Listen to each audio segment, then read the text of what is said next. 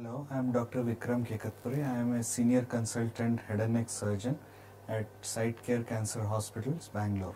So, if you look at oral cancer, it's a problem of our country, our subcontinent, Southeast Asia. It constitutes about 30% of all cancers in our country. If you compare it to the Western world, where it constitutes like 2%, 3% in most developed world. So it is basically our problem, and we need to find solutions which are actually India-centric, because Western world is not going to find solution, and we have kind of moved towards that direction to find India-centric solutions. And as you all know, this is a lifestyle-related problem. 40–50% of our population uses some or other form of tobacco, mainly chewing, but smoking is fast catching up, and we have kind of great awareness about the problem, but lots need to be done in the field of tobacco prevention, awareness. And one point I need to highlight here is majority of our cancer patients, about 80% of them, present in advanced stages, that is stage 3 and stage 4, where the prognosis remains poor.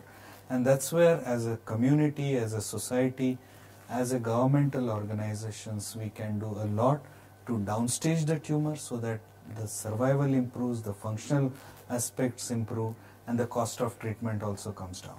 Society as well as government has a role to play in creating awareness.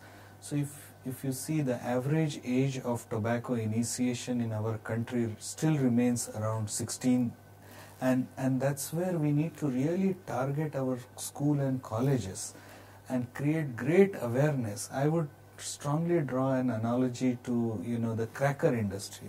The schools have created such a great awareness against crackers that the kids don't want crackers these days. I think we as a society and government really need to create awareness in school and colleges about tobacco awareness. Our government has done a bit in a way of having warnings on the cigarette packets and pouches, but I think there's a lot of scope for improvement on tobacco awareness and banning tobacco products in our. So oral cancer, as I mentioned, in our country presents in advanced stages. An advanced stage of oral cancer needs a multidisciplinary management, and I think that's where the site care is going to be different, in a way that all our patients go through tumor board, which consists of not only the key specialties like radiation, medical and surgical oncology, but it is supported by radiology, pathology, where the key treatment decisions can be influenced. And beside medical professional, I think the great role of navigators, social workers, as well as counselor comes, where a comprehensive treatment can be delivered. And most cancer patients are anxious about treatment. They have small day-to-day issues which are, they find it difficult to discuss with medical professional, and that's where the role of counselors and social worker, which is, I think, quite unique here, where they will support the cancer treatment. So besides having the core competence in delivery of cancer treatment, the supportive, the rehabilitative aspects also gets equal importance. So when we talk of oral cancer, it kind of affects basic human functions which are essential for survival: speech, swallows, breathing, and most importantly the cosmetic aspects. So patients are worried, people are worried, family is worried how a person will go back to the community after treatment, and there's been a major problem why people end up in a denial mode for treatment, and people think that they will be functionally and cosmetically debilitated for life.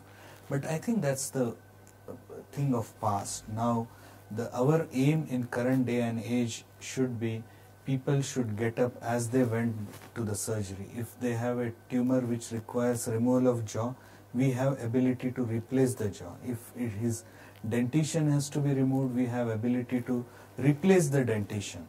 So that should be the aim, that the patient going for a head and neck cancer surgery should come out of the treatment looking exactly same, with no or very minimal functional deficit, and should be ready to go back to society, go back to his job and support the family. The technology has really come to help us in the way we manage head and neck cancer patient. So if I may give you an example, now we have ability of planning reconstruction based on the models. So we can generate exactly a model of the defect and plan our reconstruction, plan our surgery way before a patient goes for surgery. So the final outcome based on the technology based planning is very is very important, in a way that we can rehabilitate and give functional reconstruction to patient. So this technology has helped us to in better reconstruction. Not only that, the recent advances in molecular biology now helps us to kind of diagnose our patient, early detection, prognosticate, so that the overall counseling has become much easier. We can now, based on the genetic testing, biomarkers, can prognosticate much better.